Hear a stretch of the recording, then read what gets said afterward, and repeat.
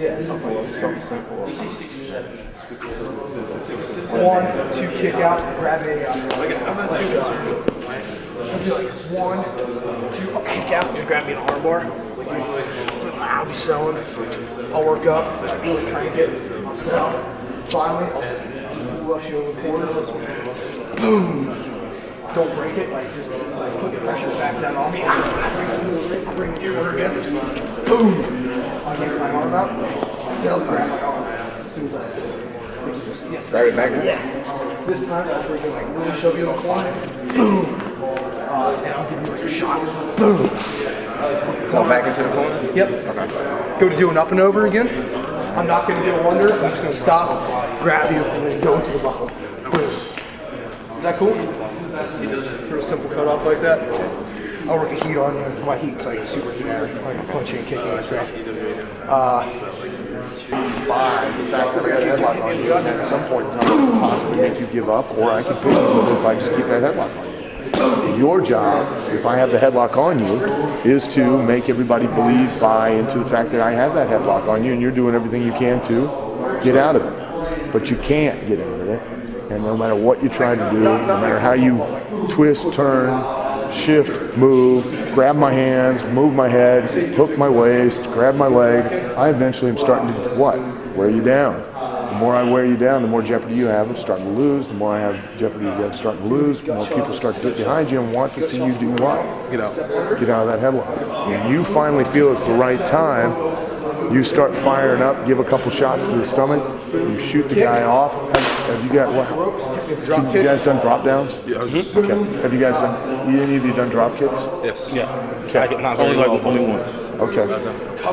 No better time than one. Okay. Basically, I got you in a headlock. The heel has you in a headlock. The baby face at some point in time gives an elbow or a forearm in the side, you know. And before that, you don't do those because if you've already done them, what are you going to do at that point?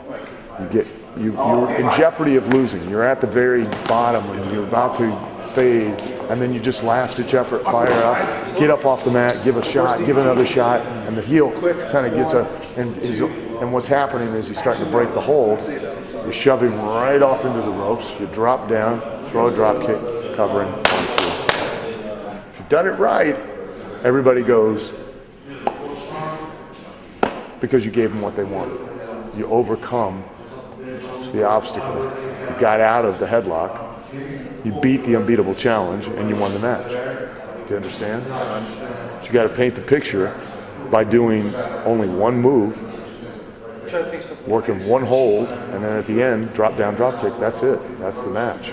But can you do headlock takeovers? You do anything you want, as long as the heel does not let the baby face out of the headlock.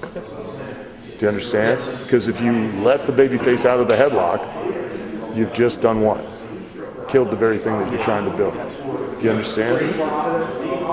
So you can treat it as, I always tell you know what the secret of psychology to wrestling is? Common sense? Yeah, really common sense, but this is a very common sense thing. Do you know what it is? Treat it as if it's real, not a shoot. A shoot would mean that I just shoot in on you, take you down, and hook you in, and then it's boring. If you really shot guys in the ropes, you really hip tossed them, you really were to body slam them, you really drop kick them, you'd moonsault a guy off the top rope, when and why would you do that if it were real? That's how you would treat it. You understand? If a guy's got you in a headlock and you've done everything you can to get out of it, where would you go from there? You go to the ropes. If you're the guy with the headlock on, what would you not let that guy do? Go to the ropes. Do you understand? If I'm a heel, and I know if you get me to the ropes, I'm going to have to break this hold. I'm now going to make you work to get me into the ropes. Why?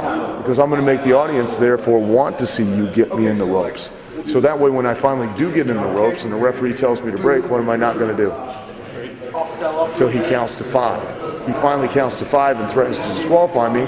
I let you go, you start to go away, and I snatch it right back, and the people are like, and I'm off the ropes. Do you understand? So using this match teaches you how to take the least and make the most out of it, how to work towards something and make that an objective to where you now make the audience want to see you achieve that objective, and then finally, eventually, make the audience get so far behind you because they feel that you're going to lose, that when you finally do break free and drop down and hit the guy with the drop kick, they pop. So, it's a tough match, but babyface will go over. So, he's the babyface in your match. You're the babyface in your match. You will paint a different picture in your match because you're physically heavier and bigger than he is. You will paint a different picture because you guys are about the same size, so you might have to cheat a little bit more to keep that headlock on him because it's not going to be as clearly physically obvious that you should be able to just keep it on him. Do you understand? So that'll be good. You'll have to do it 2 different ways. What's that? Do we have to do what you used to do? Yes, you do. Yes. Do you have a better idea? Then if you have a better idea, sure. If you don't have a better idea, no. I'm all for it if you got something better. But I'm just, with your limited experience, it's also to teach you at this point in time, you don't need to worry about moves or bumps. Look at how many fucking things these two are doing over here. None of that fucking matters to me. Okay? I told them something I want them to do. I didn't tell them to do 100 things. I told them, I want this thing done. Paint this picture for me. We'll see if they got it done when we finish the match and you guys all go, yes, they did, or no, I had no idea that was what they were supposed to do. All of that means nothing. Nothing. You can do the same thing, grabbing that headlock, and at some point shooting the guy off, dropping down, drop kick. If the business of this match is for you to get him over to where I feel, goddamn, I believe he actually beat you, and I can pay to see it again. Why do you care if you do 15 moves or you do 1? And why are we doing all that? So there's no comeback in this match, right? Just the end. The end. Drop down, drop kick. Okay. How much more can he come back? He won. No shine. How much shinier can he be? He won. Where's your heat? On keeping the hold and making people want to see him get out. Do you know what heat is? Heat is not offense. Heat is playing. Remember the old game of keep away when you were a kid? There you go. No matter how I do that, even right now, if I do that right now, you get a little hot, don't you? There's just a part of you that's like, right? As a heel, your job is to make the audience want something. As the babyface, the way you get over is to understand what the heel's making them want and then try to be the one that gives it to them. The more you try to give it to the audience, the more you take it away, the more they don't like you, the more they like you. So if I'm going like this and I go to take it away and he now takes it from me and goes to give it to you, who do you like? Him. Why? Because he's trying to give you what you want. Who do you not like? Me. Because I'm a dick who keeps taking it away. It is that simple. That's how you get real heat. It's as simple as I go like this and you go to punch me and I go whoa, whoa, whoa, whoa, whoa. Now the audience wants to see you hit me, and the more I try to hit you, the more they want to see you do what? Hit me. So the more I do everything I can to keep you from hitting me, the more they get hot at me and the more they want you to hit me. So that when you finally do punch me, the audience does what? Yay! Same thing with a headlock. Yes. Do we just do it right from the beginning, like right off Kyle Elbow's high? It's up to you. But understand that if you do too much before you grab that headlock, you've now made the headlock mean less. But you've got to do enough to paint a picture that I now believe that one guy can get a headlock on the other guy and keep it. That's up to you. Yes. Like, is it okay to for him to reverse something and then? Nope. Because he got out of what? So so if I have him in the headlock and he goes to put me in the head scissors, you can't. He can try, and then you do what? Okay. And he does what? All right. So the only real way to break the headlock with it being allowed is if you're at the ropes and then he gets it right back to you. Possibly.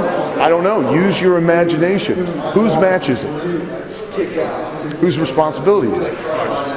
Who gets fired if they don't do it? I'm your agent. Do you understand? My job is to tell you what it is I need out of that fucking match. Your job is to do what? Give it to me. I don't care how you do it. I honestly don't. Your job is to do it. At the end of the day, I ain't getting fired. They just released Paul Burchill, Gregory Helms, and Maria Kanellis. When's the last time they released an agent? Exactly. Okay? Your responsibility, your match. You can't perform. You don't deserve to be there.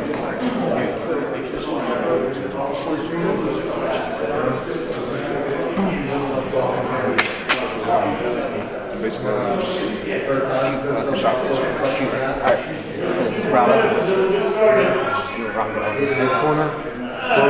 Give me the food. How you doing, boys? Good. I can only think. So. Well, we'll I see. hope we're doing good. Well, we'll see. Remember what we did yesterday, okay? Didn't fit any molds.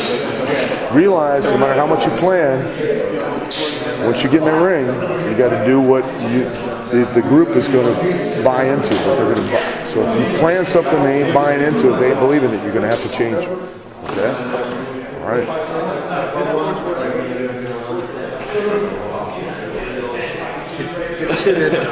Get your shit in.